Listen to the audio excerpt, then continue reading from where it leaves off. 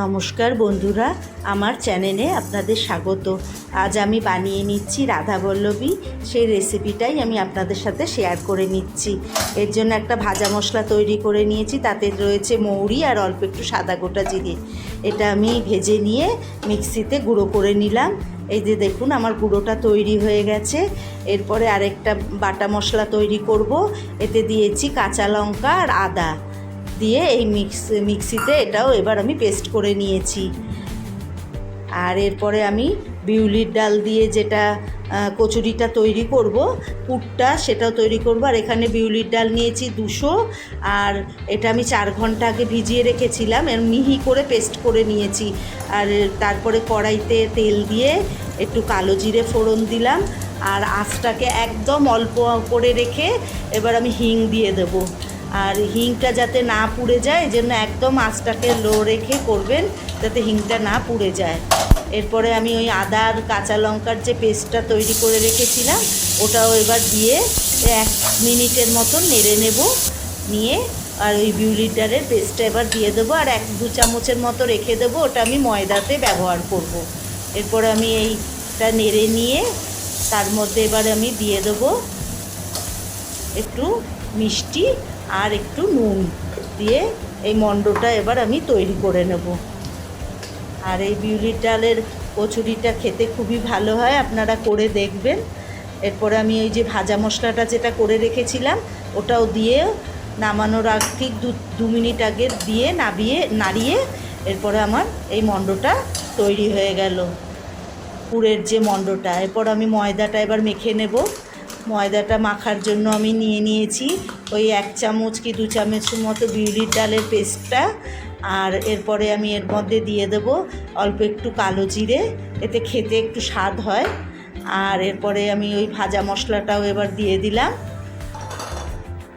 আর 1 চামচের মতন আদা আর কাঁচা লঙ্কার পেস্টটা দিয়ে এরপরে একটু মিষ্টি দিলাম। আমি আমার পরিমাণ মতন মিষ্টি দিয়েছি, 2 চামচ, একটু মিষ্টি ভাল লাগে।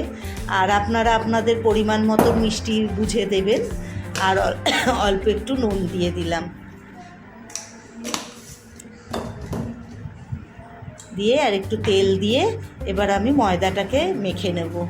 আর গরম জল তৈরি করে রেখেছি, গরম জলটা দিয়ে আমি ময়দাটাকে মাখবো। এবার আমার ময়দাটা মাখা হয়ে গেছে, আর একটু তেল দিয়ে 15-20 মিনিটের মতন রেখে দেবো, তাহলে ময়দাটা সেট হবে, মানে পরে যখন করব সেট হয়ে যাবে ময়দাটা। এরপর ময়দাটা আমি একটু তেল মাখিয়ে এই 15-20 মিনিটের মতন ঢেকে রাখলাম। 15-20 মিনিট আমার হয়ে গেছে। এবার আমি লেচিগুলো কেটে নিচ্ছি। আর ওই রাধাবল্লভীর লেচি না সবসময় বড় করবেন, কেন ওই রাধাবল্লভীগুলো একটু বড় বড় হয়, তো ওই জন্য লেচিটা একটু বড় রাখবেন। আর তারপরে লেচি এর মধ্যে পুরগুলো আমি এক এক করে সব ভরে নেব। আর এর জন্য আমি তৈরি করে নিয়েছি আলুর দম, সেটা আমার বৌমা তৈরি করে রেখেছে। ওই আলুর দমেরটা তৈরি করা রয়েছে শুধু। এইবারে আমি সব পুরগুলো এক এক করে আমি ভরে নেব। এইভাবে আমি সব লেচিগুলো তৈরি করে নিলাম। আর আমি এই রাধাবল্লভীর জন্য যে তেল দিয়েছি, তেলটা কিন্তু জোরে আছে রাখতে হবে, তাহলে জিনিসটা ফুলবে। অল্প আছে করবেন না, জোরে আছে রেখে কচুরিগুলো মানে ভাজবেন। এই দেখুন আমার কচুরিগুলো কি সুন্দর ফুলেছে। সব কচুরিগুলো আমার ভাজা হয়ে যাবে এক এক করে। এই যে দেখুন কত সুন্দর ফুলেছে, আর জোরে আছে, সব সময় ভাজবেন। এবার আমি থালাটা তৈরি করে নিচ্ছি। আজকে আমাদের রাত্রিবেলা খাওয়াই আলুর দম আর কড়াইশুঁটির কচুরি আর মিষ্টি। এই আলুর দমটা আমার বৌমা তৈরি করে রেখেছে, এই রেসিপিটা আমি একদিন আপনাদের সাথে শেয়ার করে নেব।